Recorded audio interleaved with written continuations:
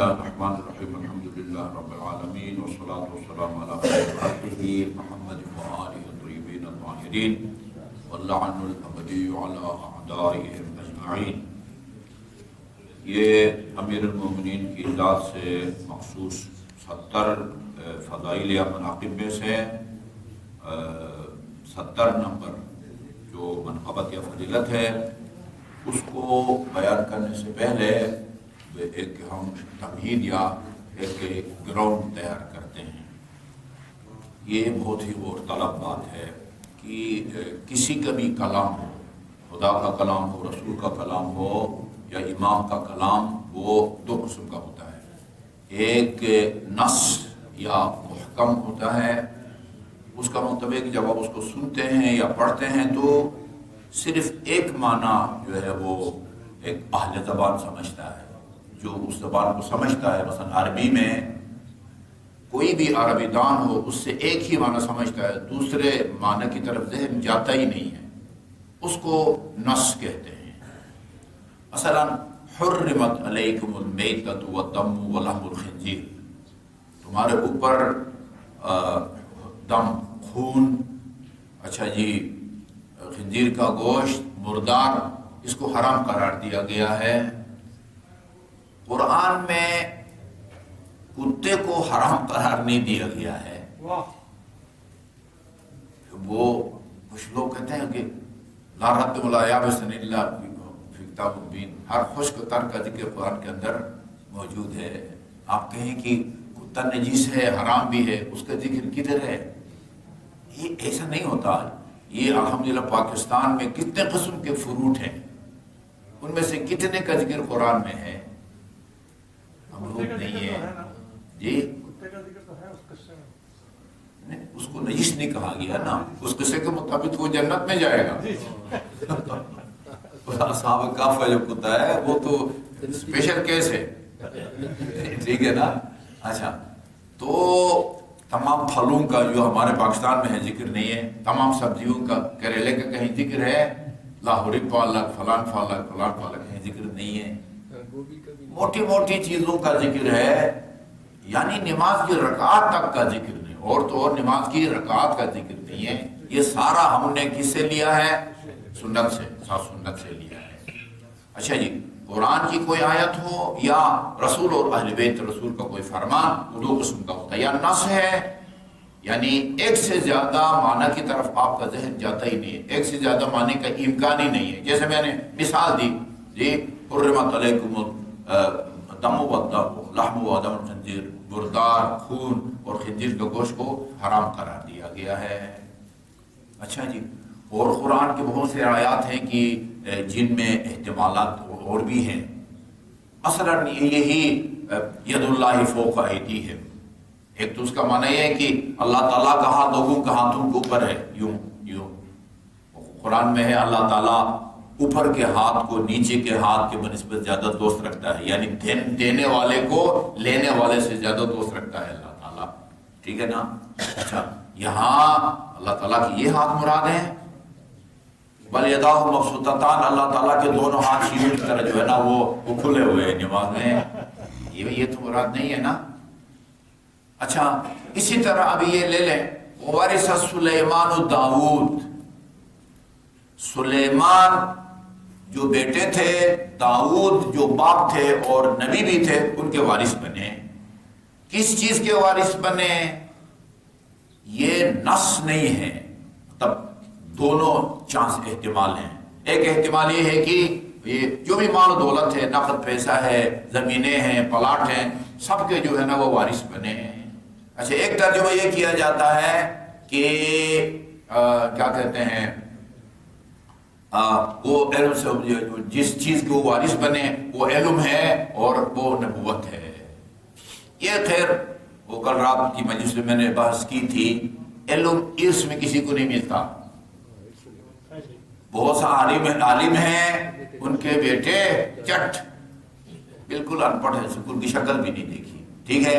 باپ جو ہے نا وہ جاہل ہے، بیٹا علامہ ہے۔ یہ نبوت بھی ارث میں نہیں ملتی بھائی، یہ کس نے بتایا آپ کو نبوت ارث میں ملتی ہے؟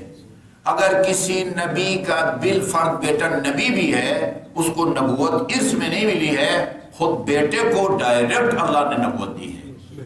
اللہ اعلم حیث یجعل رسالتہ، خدا کو پتہ ہے کہ یہ رسول بننے کے قابل کون ہے، کون اس قابل ہے کہ وہ میرے پیغام کو آگے پہنچائے۔ یہ سراسر غلط ہے کہ علم جو ہے نا بندے کے مرنے کے بعد اس کا علم کا وارث اولاد بنتی ہے۔ اس کا مطلب پھر ہر عالم کے بیٹے کو عالم ہونا چاہیے، ہر نبی کا بیٹا جو ہے وہ نبی ہوتا ہے، ایسی بات نہیں ہے۔ وہ خدا ڈائریکٹ جو ہے نا وہ دیتا ہے۔ اچھا جی، تو ادھر دونوں احتمال ہیں۔ جہاں قرآن میں ایک جملہ استعمال ہوا ہو اور اس میں دو معنوں کا احتمال ہو، تو ان دونوں معنوں میں سے کسی ایک کو سمجھنے کے لیے ہمیں سنت کا سہارا لینا پڑتا ہے، کیونکہ قرآن ان حضرت کے دل پر نازل ہوا ہے، قرآن میں ہے، آپ کے قلب پاک پر قرآن نازل ہوا ہے۔ جس قلب پاک پر قرآن نازل ہوا ہے، اس قلب پاک کو پتہ ہے کہ قرآن کے یہ جو دو تین معنی آپ کے ذہن میں آتے ہیں، ان میں سے اللہ کس معنی کا ارادہ رکھتا ہے، یہ رسول کو پتہ ہے۔ انما یرید اللہ لیذھب عنکم الرجس اہل البیت ویطہرکم تطہیرا۔ اہل بیت یہ کئی معنوں کا جو ہے نا وہ احتمال ہے، ٹھیک ہے۔ اہل کس کو بولا جاتا ہے، بیت کس کو بولا جاتا ہے؟ یہ کسی نے کہا کہ اس سے مراد جو ہے نا وہ ازواج مطہرات ہے، کسی نے کہا کہ نہیں محمد ہے، علی ہے، فاطمہ ہے، حسن اور حسین ہے، کسی نے کہا کہ دونوں ہیں، دونوں ہیں۔ وہ میں ان کی پڑھ رہا تھا، میں مولانا وہ طارق جمیل کی جو ہے نا وہ گلدستہ اہل بیت، انہوں نے بالکل شروع میں کہا کہ بھئی وہ اہل بیت ازواج ہیں، البتہ جو ہے نا وہ پنجتن پاک بھی شامل ہیں۔ یہ بات کا یہ کہنا ہے، ٹھیک ہے جی۔ اچھا، تو اہل بیت کون ہے؟ اہل بیت میں کیا ہے؟ آگا یہ نص نہیں ہے، نص نہیں ہے کہ ایک سے زیادہ معنی کی طرف آپ کا ذہن جائے ہی نہیں، ایسا نہیں ہے۔ ہو سکتا ہے یہ ہو سکتا ہے یہ ہو۔ اب جب ایک قرآن کی آیت ذو معنی ہو، اس سے دو معنوں کا احتمال ہو، ہم سنت کی طرف جائیں گے، رسول کی طرف جائیں گے اور کہیں کہ یا رسول اللہ آپ بتائیں اس آیت کریمہ میں سورہ احزاب کی اس آیت میں اہل بیت سے مراد کون ہے؟ ازواج ہیں، پنجتن پاک ہیں، یا دونوں ہیں؟ ٹھیک ہے جی، یہ اصول سمجھ میں آ گیا نا۔ یعنی قرآن کی ایک آیت یا اس کے سیاق و سباق سے ایک معنی آپ لیتے ہیں، 70% چانس ہے کہ یہ معنی ہو، 80% چانس ہے کہ یہ معنی ہو، ادھر رسول ایک معنی کرتے ہیں جو بالکل کلیئر ہے اور 100% سمجھ میں آتا ہے، وہ دوسرے کا جو ہے نا کی طرف جو ہے نا ذہن بالکل جاتا ہی نہیں ہے، جاتا ہی نہیں ہے۔ اب آئیے ہاں، یہ ہم رسول گرامی سے پوچھتے ہیں کہ یہ جو اہل البیت ہے اس سے مراد کون ہے؟ ازواج ہیں، پنجتن پاک ہیں، یا دونوں ہیں؟ ایک مرتبہ آپ درود بھیجیں۔ اللہم صلی علی محمد وآل محمد۔ اچھا جی، ہم اہل بیت میں معنی مقصود کے تعین کے لیے حدیث رسول کی طرف رجوع کریں گے، ٹھیک ہے جی۔ اہل بیت قرآن میں جو معنی ہے، ہو سکتا ہے ازواج ہوں، ہو سکتا ہے پنجتن پاک ہوں، ہو سکتا ہے دونوں ہوں۔ اب اس کی تعین کے لیے کہ کون مراد ہیں، ہم رسول کی طرف رجوع کریں گے، چونکہ مفسر قرآن تو ہمیں رسول کی یہ حدیث ملے گی کہ اہل بیت سے مراد لکھتے ہیں حدیث، چونکہ مفسر قرآن ہے، حدیث کیا ہے؟ مفسر قرآن ہے۔ حدیث یعنی رسول خدا، قرآن جس کے قلب پر نازل ہوا ہو وہ سب سے زیادہ جانتا ہے کہ خدا کیا کہنا چاہتا ہے، ٹھیک ہے جی۔ جی ہاں، چونکہ نفس رسول ہے اس لیے تو ہمیں رسول کی یہ حدیث ملے گی کہ اہل بیت سے مراد رسول اللہ صلی اللہ علیہ وسلم، علی علیہ السلام، فاطمہ سلام اللہ علیہا اور حسن اور حسین ہے۔ حدیث رسول ہمیں یہ بتاتی ہے، اور اس حدیث کو اہل سنت نے 40 طرق سے اور شیعہ نے کم از کم 3 طرق سے نقل کیا ہے۔ اہل سنت نے 40 طرق سے اور شیعوں نے 3 طرق سے اس کو نقل کیا ہے۔ جی ہاں، اچھا جی، ائمہ اہل بیت کا تو اس پر اجماع اور اتفاق ہے کہ اہل بیت سے مراد یہ ہستیاں، یہ 5 ہستیاں ہیں۔ جی ہاں، یہاں صرف چند طرق کا ذکر نہ پر اتفاق کرتے ہیں۔ حضرت ام المومنین، ہم سارے نہیں پڑھتے، صرف ایک حضرت ام المومنین ام سلمہ فرماتی ہیں یہ آیت میرے گھر میں نازل ہوئی۔ کون سی؟ انما یرید اللہ لیذھب عنکم الرجس اہل البیت ویطہرکم تطہیرا۔ جب رسول خدا صلی اللہ علیہ وسلم نے علی، یہ آیت کب نازل ہوئی؟ جب رسول خدا نے علی، فاطمہ اور حسن اور حسین علیہ السلام کو بلایا اور ان پر قصہ ڈال دی، فرمایا اللہم ہؤلاء اہل بیتی۔ کسی اور طرف ذہن جانے کا چانس ہی نہیں چھوڑا رسول خدا نے، کمبل کے نیچے جمع کر کے فرمایا اللہم ہؤلاء اہل بیتی۔ یعنی صرف یہ نہیں فرمایا اہل بیت سے مراد میں، علی، فاطمہ، حسن اور حسین ہے، نہیں، بالکل ایک جگہ جمع کر کے، پتہ تھا کہ بعد میں جو ہے نا مختلف باتیں ہوں گی جی، اور جمع کر کے فرمایا کہ اللہ اہل بیت تھی۔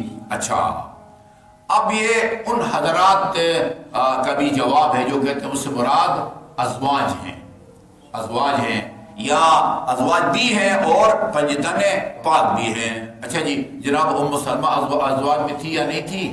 تھی نا۔ اچھا، حضرت ام سلمہ کی یہ روایت میں آیا ہے کہ حضرت ام سلمہ نے عرض کی یا رسول اللہ کیا میں بھی اہل بیت میں سے ہوں؟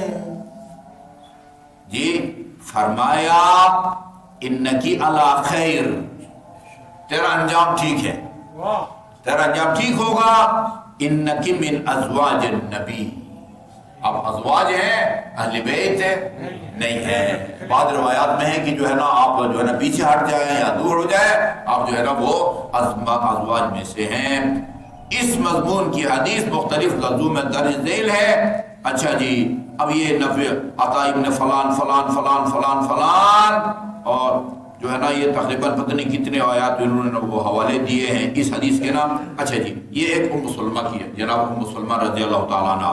حضرت ام المومنین عائشہ اس کی روایت ملاحظہ ہو، یہ اچھا جی، ابو سعید خدری ان کی روایت میں نہایت صراحت سے رسول اللہ صلی اللہ علیہ وسلم نے فرمایا هذه الآیۃ، یہ انما یرید اللہ لیذھب عنکم الرجس واہل البیت یطہرکم تطہیرا، یہ آیت پنجتن کی شان میں ہے۔ یعنی رسول خدا نے فرمایا هذه الآیۃ، یہ آیت فی خمسۃ، 5 کے بارے میں نازل ہوئی ہے۔ کون؟ فیہ، نمبر 1 میں خود، وعلی اور وحسن وحسین وفاطمہ، جناب ام سلمہ کی روایت اور ام المومنین کی روایت جی۔ اچھا، اس کے پھر آگے شیخ صاحب مرحوم نے ہم وہ اہل بیت ہیں، جو امام حسن کی روایت ہے، یہ بھی امام حسن کی روایت ہے، ہم وہ اہل بیت ہیں کہ جن کی شان میں انما یرید اللہ لیذھب عنکم الرجس اہل البیت ویطہرکم تطہیرا۔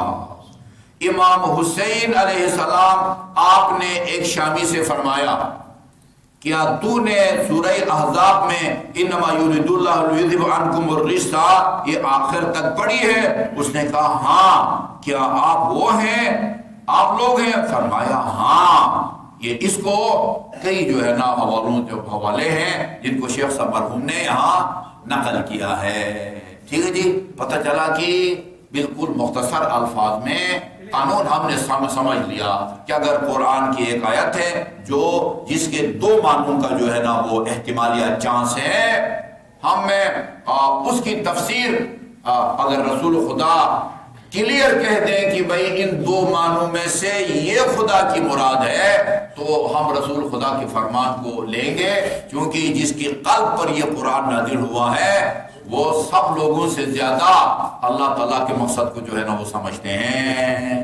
ٹھیک ہے جی، اب یہ اس گراؤنڈ کے بعد یہ جملہ یہ ہے امیر المومنین کا آخر میں جی اما السبعون، 70 نمبر فضیلت کون سی ہے؟ فإن رسول اللہ ناما، رسول خدا خود بھی لیٹے، ونومنی وزوجتی فاطمہ کو بھی اور میرے بیٹے حسن کو بھی، وَأَلْقَى عَلَيْنَا عَبَاءً قَطْوَانِيًّا، اور پتنی قطوانیہ کسائی یمانی جو ہے نا وہ اوڑی، وَأَنزَلَ اللَّهُ تَبَارَكَ وَتَعَالَى فِينَا، اور اس موقع پر اللہ تعالیٰ نے ہم پر یہ آیت نازل کی، انما یرید اللہ لیذھب عنکم رجس اہل البیت ویطہرکم تطہیرا، وقال جبرائیل نے کہا انا منکم یا محمد، ہاں تو جبرائیل نے کہا کہ یا رسول اللہ میں بھی اس قصہ کے نیچے آ سکتا ہوں، فکان سادسنا جبرائیل، 5 ہم پہلے تھے، چھٹے جو ہے وہ جبرائیل آ کے اس میں شامل ہوئے۔ ٹھیک ہے جی، ہاں اس تمہید کے بغیر یہ جو ہے نا وہ اتنا زیادہ جو ہے وہ معتبر شاید نہ سمجھتے ہمارے سننے والے اور ناظرین اور سامعین۔ وصلی اللہ علی محمد و آلہ الطیبین الطاہرین۔